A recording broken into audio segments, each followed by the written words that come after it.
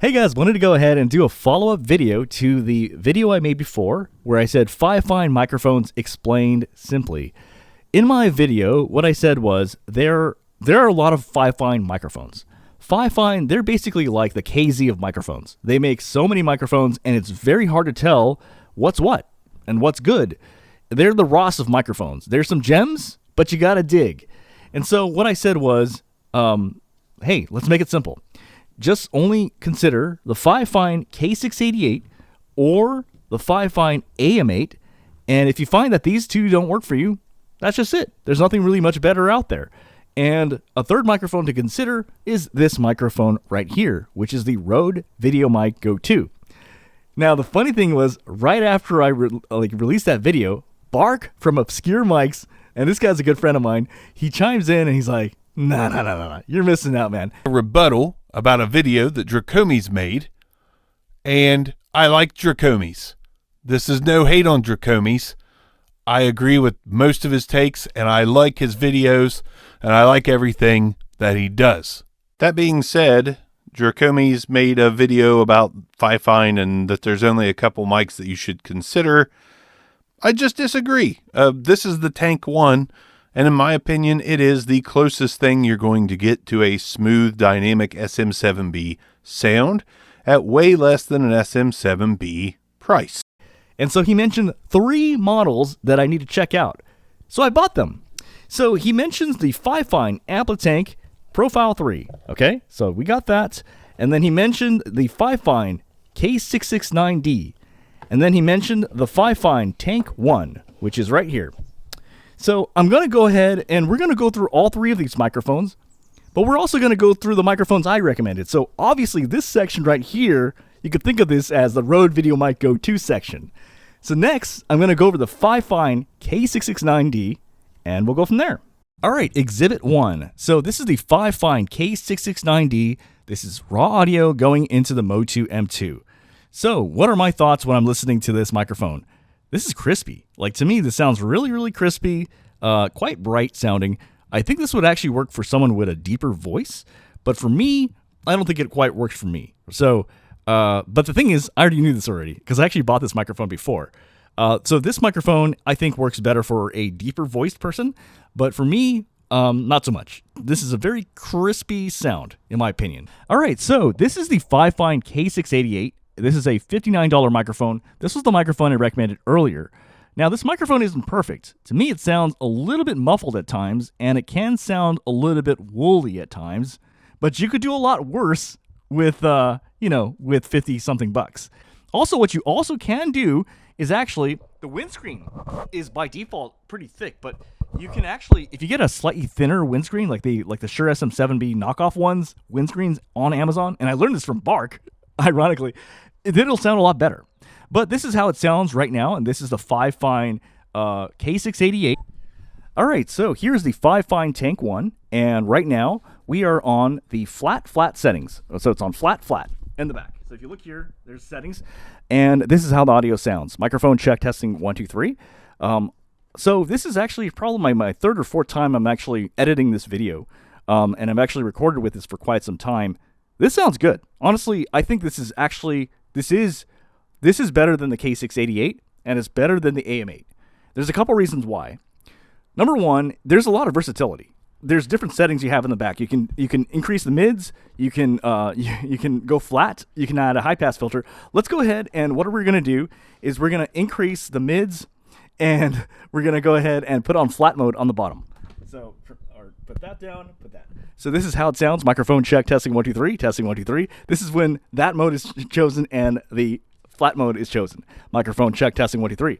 Next, what we're going to do is flat on the top and then high pass filter on the bottom. So if you look here, we're going to click on that, flat on there, and the high pass filter.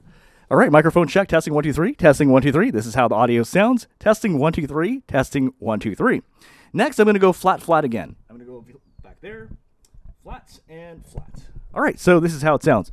So this is good. Honestly, this is actually, I would say this is a better, this is better than the K688 because of the build quality. This is built out of metal. It's not made out of cheap plastic, and it doesn't sound thin like the K699D. and it sounds more natural sounding compared to, I would say, the Fifine AM8, because the AM8 can sound a little unnatural to me sometimes.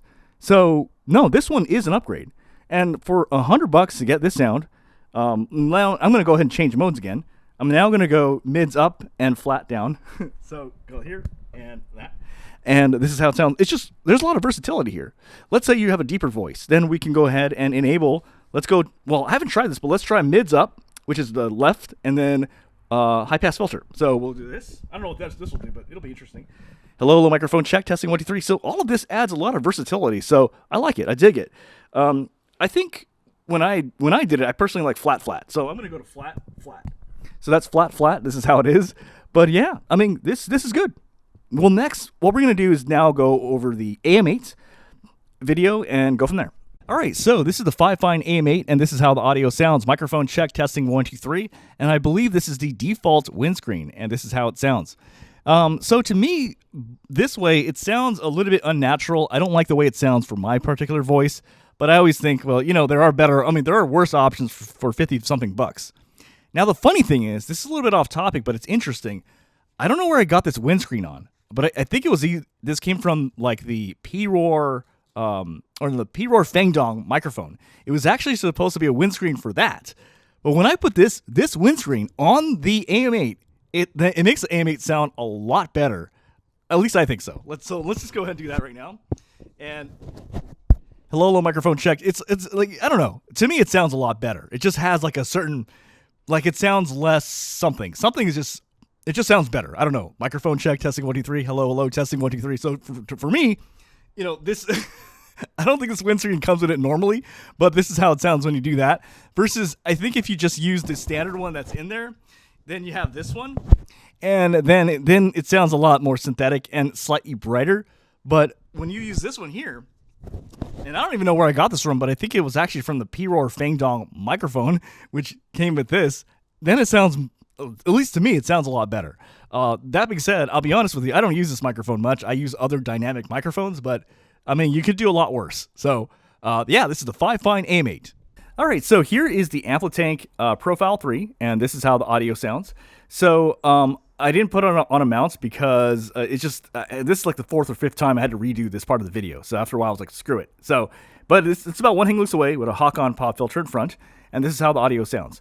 So here are my quick thoughts, and I'll kind of give you the pros and cons of this microphone.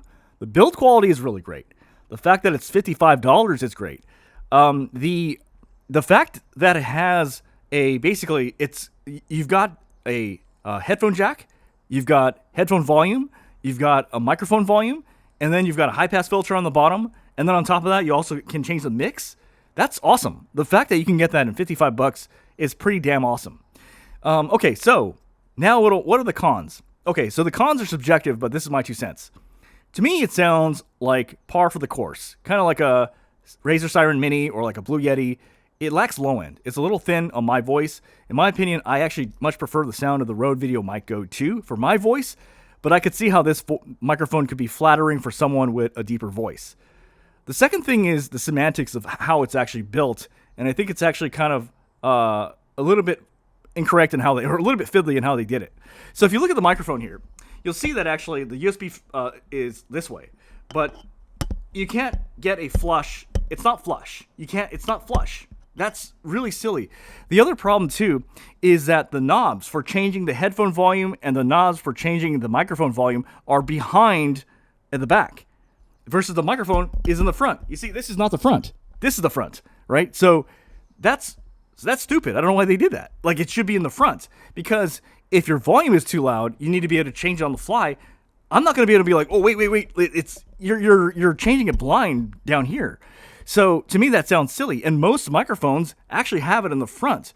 So I just thought that was really silly. Like, but yeah, I mean, again, but for me, subjectively, the most important thing is the sound. And to me, it's a little thin sounding. To me, I think the Rode Videomic GO 2, which you heard at the beginning of the video, sounds better than this.